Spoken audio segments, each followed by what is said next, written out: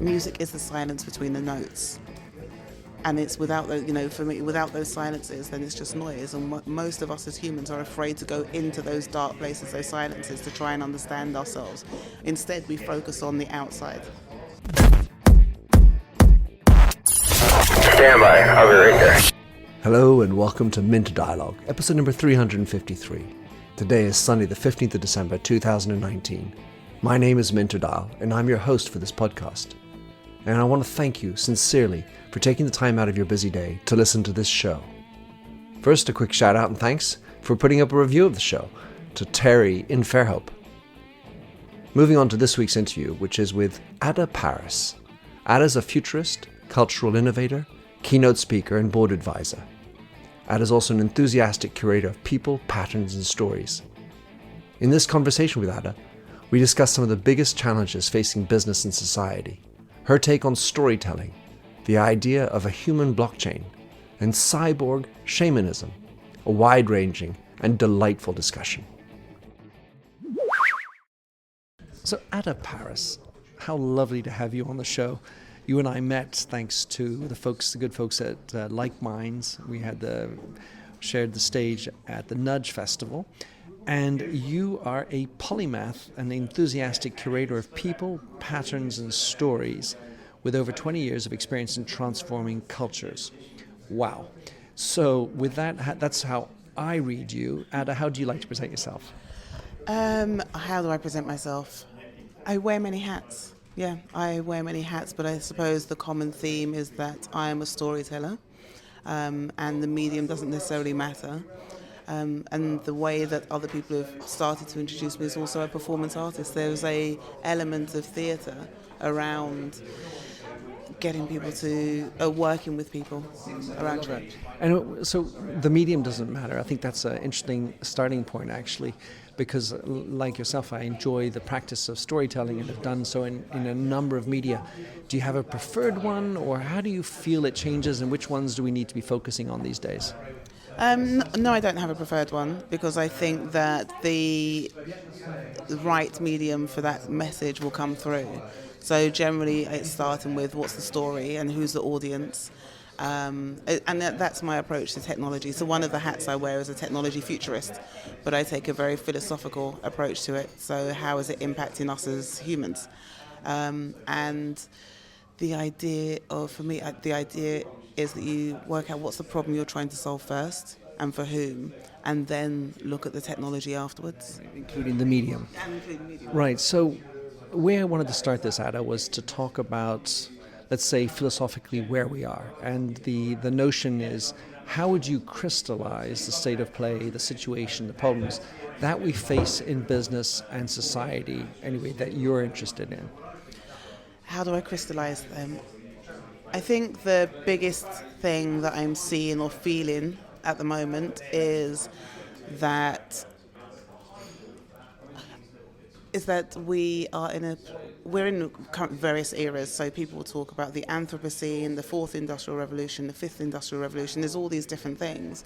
And I think for me, what's the really interesting point is that we're actually in a time where the floor is constantly moving and there is uncertainty. And so how do you build trust and transparency when the floor is constantly moving? So that is a starting point for me, rather than focusing on who's going to make a decision about what. It's that we need to create cultures, systems where there is trust, there's transparency, and whether that's inside an organization or society, because if we look at what's happening with politics, there's no trust. So when you say we're missing a floor, what it makes me think is that we're missing platforms. And amongst the things that I see we're missing are practiced communities. Whereas in the past we had more nuclear families and extended families living together, whereas in the past it was more common to go to church or temple or whatever to have a community. Many of us don't have that same kind of community and therefore same platform. Yeah, and so that's how one of the patterns I recognise, I've been looking at patterns for the last 5 years, and one of them has been that the way that we use technology is as if we're looking for a new religion. We're looking for something bigger than ourselves to connect with ourselves, our environment, and with each other. And if we look back at what the old, religions have been, they have provided that sense of community for us as humans. And now technology, if you look at technology as a tool, then people are looking at different ways to try and find that, to bridge that gap between what's happening on the outside and what's happening inside. And I think that sense of community isn't necessarily there, and that's why we keep yearning and trying these different technologies or tools to try and get that same sense of connection. Well, I mean, it feels like we're basically mice running around wheels, or perhaps stuck in quicksand, where we're doing a lot of activities, but I don't feel like we're landing anywhere. Yeah, I think we have spent a lot of time looking. It's interesting to say, I can say a rabbit hole, but it's interesting to say we've spent a lot of time looking up, because actually we spent a lot of time looking at our phones. But it's still, what I mean by looking up is that there's something out there that can solve these problems, and it can help me feel connected to myself and to others. When one of my favorite quotes is, "Music is the silence between the notes." And it's without those, for me, without those silences, then it's just noise. And most of us as humans are afraid to go into those dark places, those silences, to try and understand ourselves. Instead, we focus on the outside. It must be this community, or it must be this, or there must be something else out there. And I think it needs to be a balance of both. We need to be able to connect with ourselves first. And the same goes and this can be applied to organizations, that organizations can project something, a vision, or this is who we are on the outside, but when you look at what's happening on the inside, there's a disconnect. So it makes me think about a conductor who's actually going to do the conducting based on the spaces between the notes, as opposed to on the notes. I wonder what that would look like. Have any ideas? Gosh, no. Do I have any ideas? I suppose that leads to the idea that I've had for a couple of years, that I'm now starting to put into the real world, is this idea of human blockchains. The idea of how do you create systems, cultures of trust and transparency, where people are the nodes, people are the connection, so everybody has a valuable piece of information, an insight, an experience. And when you bring those together in a system of trust and transparency, then you can solve problems. So I definitely want to get into that, Adah. And it makes me, I love the idea of connecting dots here. When you, for example, buy something from someone on eBay, they may or may not have a good rating, or have been talked about, and there's that moment where you've paid something, but you haven't received the item. And in that gap, there's all sorts of doubts and nauseousness. Oh gosh, did I just waste a lot of money? Is it going to arrive? And I feel that gap, which is a kind of the space between the payment, the transaction, and the reception. But it's interesting that you bring that up, because we put more trust in cyberspace than we do in people. And that's what I find quite interesting, that we are willing to buy something online, unseen. We don't necessarily know the vendor, but we have a window to that through the website. And we will spend fortunes on that. And say, yes, as you're talking about, there is that level of anxiety, but we still do it. But then when it comes to sitting in a room with people and having a conversation, stuff seems to get in the way. And I think some of that stuff is ego and complexity, and there's all sorts of reasons. But I just find it interesting that we seem to be in a place where we have more sense of trust online than we do face to face. There was a study that came out last week that talked about the fact that for several thousand employees in many countries, 64% of these employees trusted more a machine than their manager. Wow. Wow. 64%. that so many questions there. Yeah, right. It's an indictment on us, I feel. And the irony, of course, that behind the machine is typically a person who's coded it. Well, I mean, yeah, that gets into the other conversation around, the machines taking over and artificial intelligence gaining consciousness and all of those different ideas. And, they're things that I ponder and, I think about that. How can we as humans don't understand consciousness, or we can't define it, and yet we're still talking about the idea that machines can have it, and we're afraid of the machines gaining consciousness to take over us when we don't understand what that even means. I think that we're focused too much on that the machine is going to come and take over, and not actually the here and now.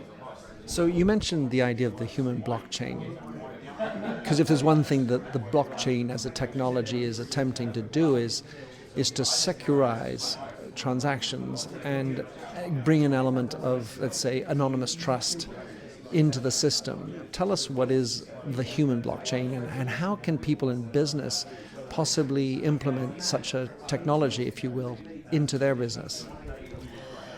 Well, that's what how I came about with the idea of the human blockchain was that I was putting on an event around blockchain, and I remember looking at it and trying to get my head around it because it can be so complex, but it felt as though I was looking at Google before we realized the potential of Google in terms of giving us access to information. And the way that I connect the dots, as you say, is that I look at the human side of that.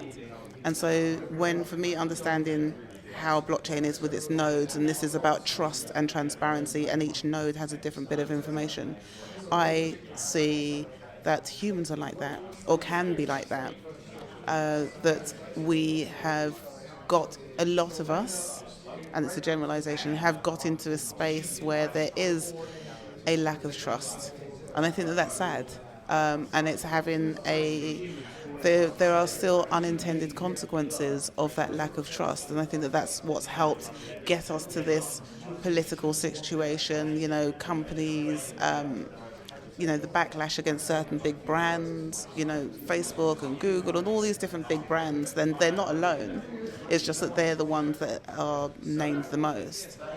That the idea of the human blockchain was really about how do we take this idea that's being expressed through technology and humanize it again, because a lot of these things for me actually came from humans or from nature and from organic systems. So we've designed them from understanding organic systems and then turn them into this digital technology, and all I'm trying to do is bring that back into humanizing it and helping us to realize that it's not such a far reach. So give us an idea how you can implement it in a business situation, as in maybe running a seminar and using the technology, or just delivering it to a CEO who says, I need to get more trust in my business. So I can give you the example of an event I ran on Friday at the Tate Modern, which was a roundtable discussion around the use of technology and rituals around it. And what I did is, with a blockchain, there has to be an element of governance. So somebody has to decide what the framework is, what are the boundaries, and what are the rules of engagement. And that's what I did. Created the rules of engagement for the session, and then so for my project I created the rules of engagement, and then I introduced it to everybody, so anybody could turn up and join the conversation. But I set the ground for that by first of all being vulnerable and sharing my own story and relationship to that, but also taking my ego out of it, because I think that helps people to feel comfortable enough to recognize that if we're going to have an open and transparent conversation, there's no room for egos. And then what I did was I actually posed a question into the system and stepped back and allowed the system, the blockchain, the humans, to have the conversation, recognizing that other people can have different opinions, different views, but they're just as valuable. I think an analogy that I've used in the past is then it's like creating a library.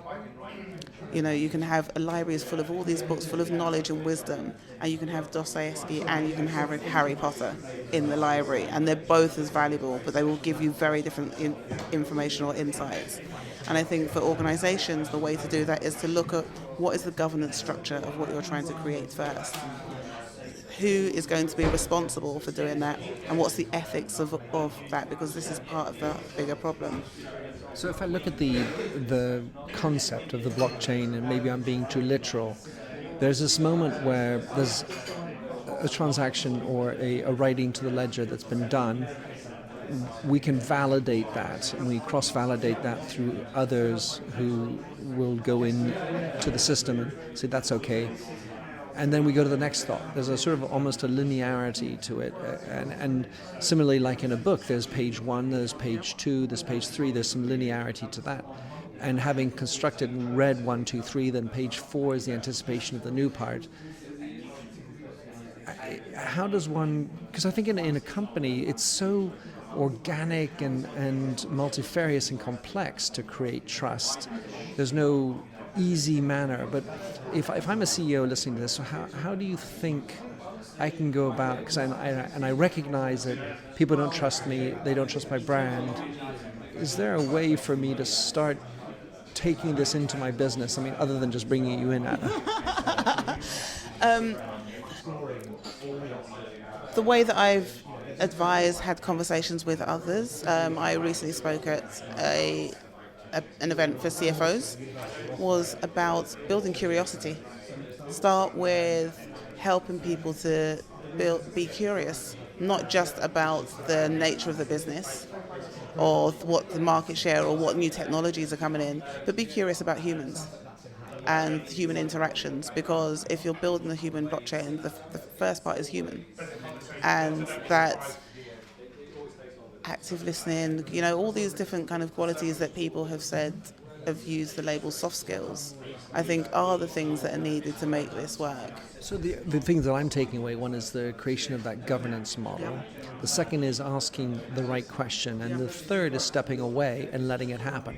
I would add another. There needs to be I think that there should be some kind of rewards, economics, some measure of success, because otherwise you're just talking for talking's sake.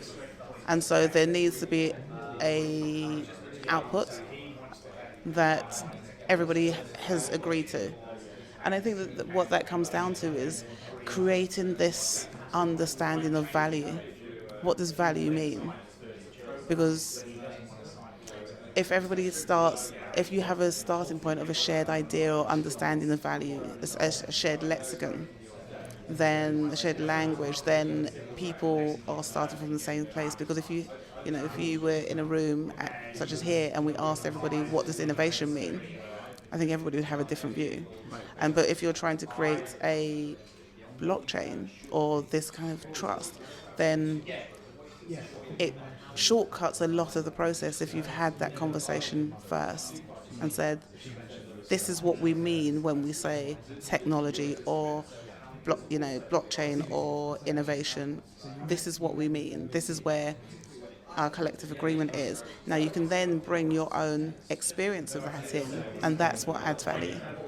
Yeah, and making that, agreeing up front on the objective, is that something that you feel needs to be prescriptive, or can it also be something that the group creates? And I mean, the risk is if you let everybody be consensual and you end up with nothing.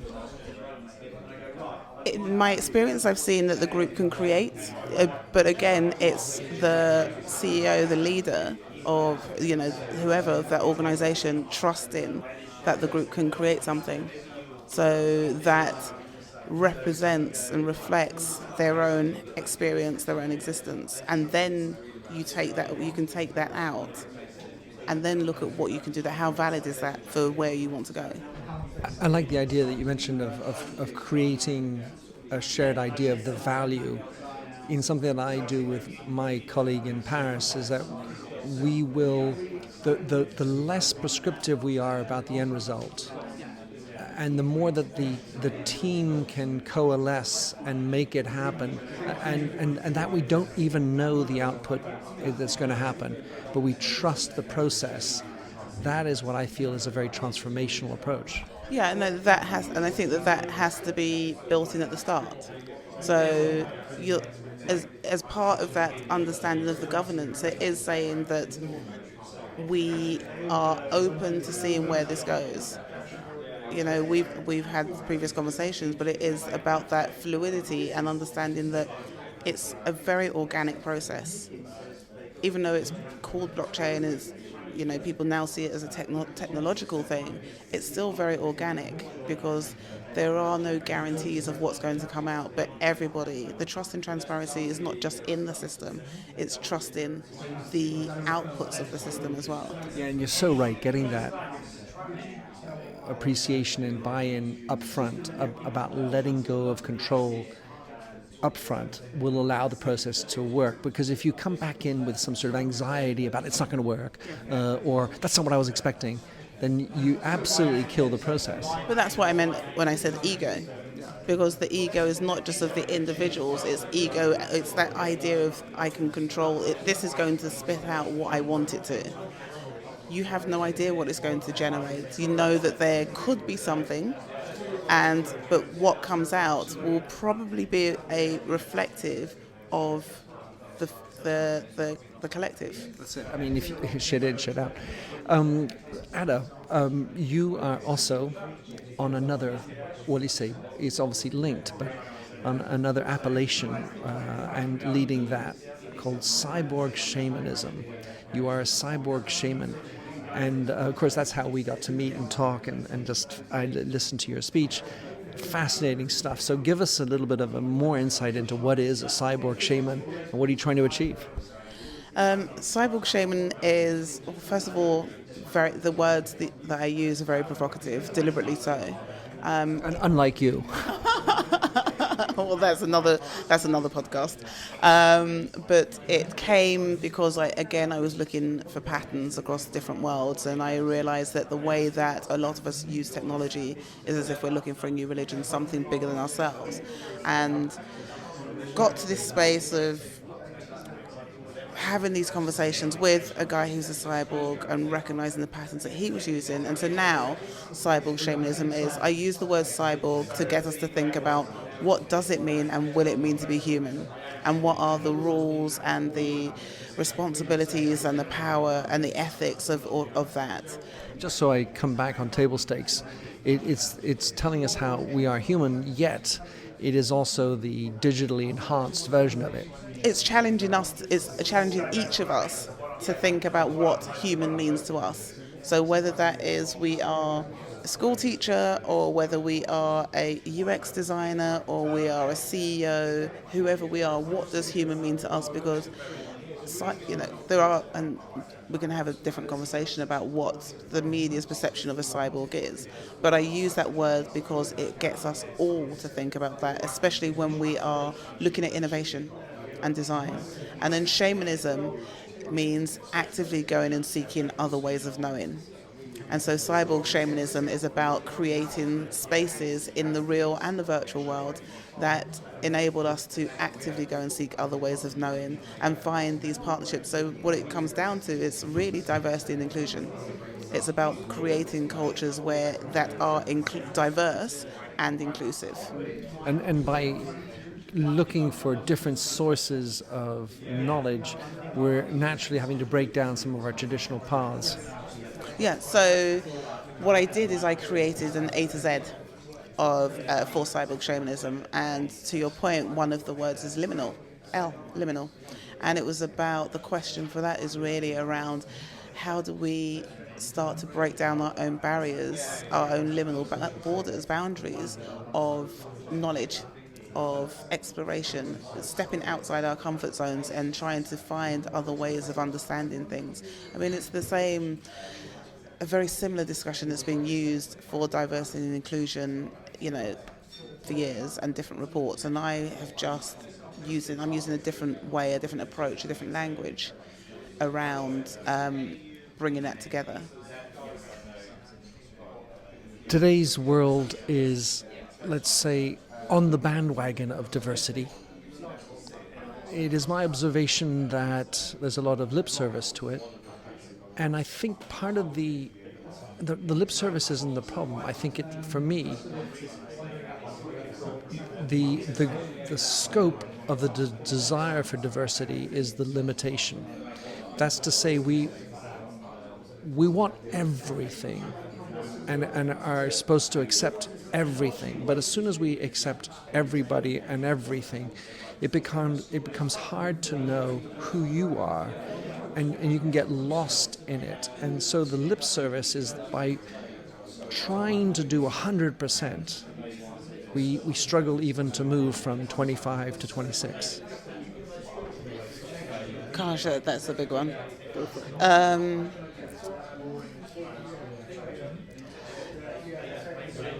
So, yes, there has been a lot of talk and initiatives around diversity and inclusion. I mean, we've been talking about, mixity and having, 50% women. We're not there yet. And I mean, just to say one of the very many elements.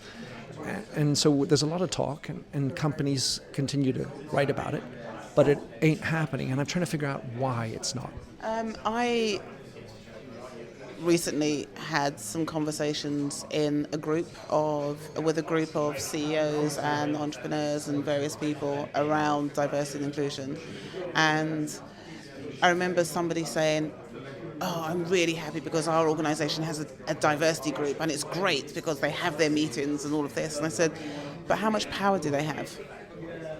Because if they don't have any power to change anything, then all you're doing is giving them you're patting yourself on the back and giving them a little space to have a meeting, and actually that's not going to change anything." So I think that, these initiatives need to be structured or founded based on a way of actually there's going to be a real change. It's not just lip service. It's not just saying, well, we've done this, we've got this initiative, because it's not changing anything. It's not the figures we've seen, whether you're talking about the gender pay gap or, ethnic diversity figures or ability or any other figures, hasn't really changed. And I think part of that is because there's no power within, or very little power within actually fundamentally changing some of these things.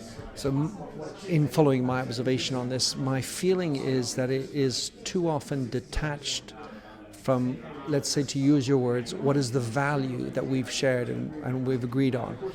In my words, it is too little attachment of the concept of diversity to the strategy which we're trying to employ. And by being just a diversity program, that's 100% of companies who want to do that, fine.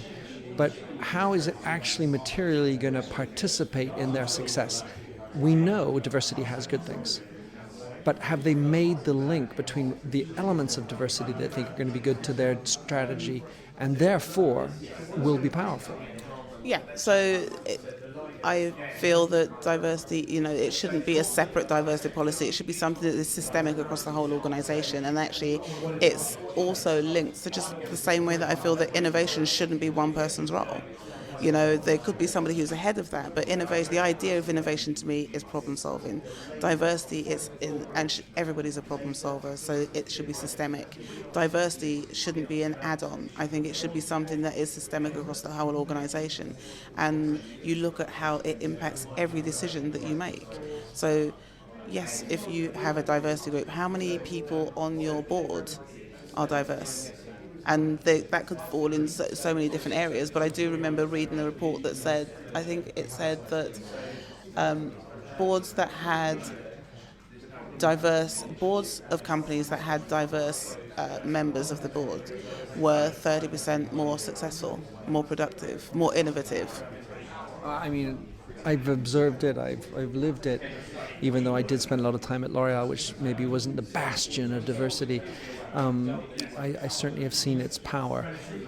As a cyborg shaman, Now, going into a business environment, because most people who are listening tend to be, let's say, focused on business, what are the shamanistic tools that you are enjoying looking at that can help bring about that change, that transformation that you were talking about? Well, I suppose firstly, I don't know whether... I suppose I see cyborg shamanism as a process rather than a person. And it's a practice. So do I see myself as a cyborg shaman? I think I have tendencies, I can express it, but it just feels weird to call myself a cyborg shaman. But in terms of tools, for example, I yesterday had a great conversation with a quantum physicist to look at what are some of the patterns that they use in their research processes that are very similar to the way that we use technology. Because I think that it's looking outside of your own areas to see where there are similarities. Well, listen, Adah, it's been fun chatting with you. Where can anyone follow you, track you down, cyborgly or not? What's the best way to read about you? You can find me on my website, which is adahparris.com, LinkedIn, Twitter, and Instagram. Well, I will be sure to put all those in show notes. Really enjoyed meeting you, Adah, and I what I love about our conversations before and during is that the scope is so vast and covers the world, and especially when you have such a wide scope of expertises and understandings, it just makes it for a very vivifying experience. So highly encourage anyone who's listening to go and explore more about Adah. Thanks for coming on the show. It's a pleasure. Looking forward to staying in touch. Thank you, Minter. It's been a pleasure. Thanks for having listened to this recording of the Minter Dialogue Show. You'll find the show notes and other blog posts on minterdial.com. If you enjoyed the show, please head over to iTunes to give a rating and review. And to finish, here's a song I wrote with Stephanie Singer, A Convinced Man.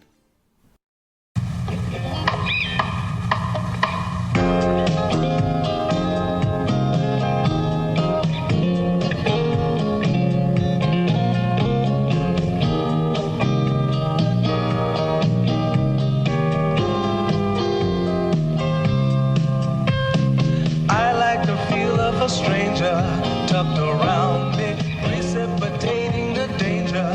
To feel free, trust is the reason. Still, I won't toe the line. I sit here passively, hope for your respect, anticipating the thrill of your intellect. Maybe I tell myself there's no use in me lying. I'm a convinced man, building an urge. I'm a convinced man, to live and die submerged. A convinced man, in the arms of a woman. I'm a convinced man, challenge my fate. I'm a convinced man, competition's innate. A convinced man, in the arms of a woman.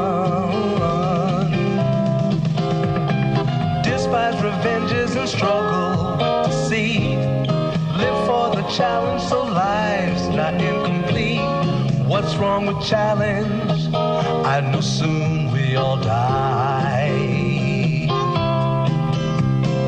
I like the feel of a stranger tucked around me, precipitating the danger.